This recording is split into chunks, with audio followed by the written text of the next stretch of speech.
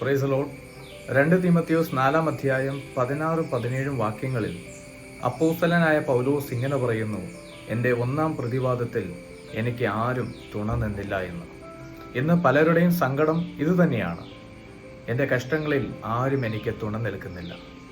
എനിക്കൊരു പ്രശ്നം വന്നപ്പോൾ എല്ലാവരും കൈയൊഴിഞ്ഞു. പ്രിയരെ, ഞാൻ പറയട്ടെ, ഈ ലോകത്തിലെ മനുഷ്യരെക്കാൾ എത്രയോ ശ്രേഷ്ഠമാണ് നമ്മുടെ കർത്താവ്. പൗലോസ് തൻ്റെ ജീവിതാനുഭവത്തിൽ താൻ മനസ്സിലാക്കിയ ഒരു സത്യമാണ്, തുണ നിൽക്കാൻ, ഏതവസ്ഥയിലും തുണ നിൽക്കാൻ യേശു മാത്രമേ ഉണ്ടാവുള്ളൂ എന്ന്.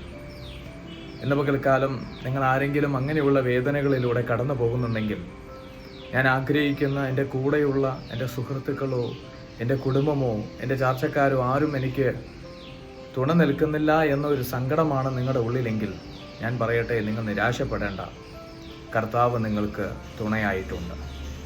അവിടുന്ന് നിങ്ങളെ സഹായിപ്പാൻ, ശക്തീകരിപ്പാൻ ദൈവം മതിയായവനാണ്.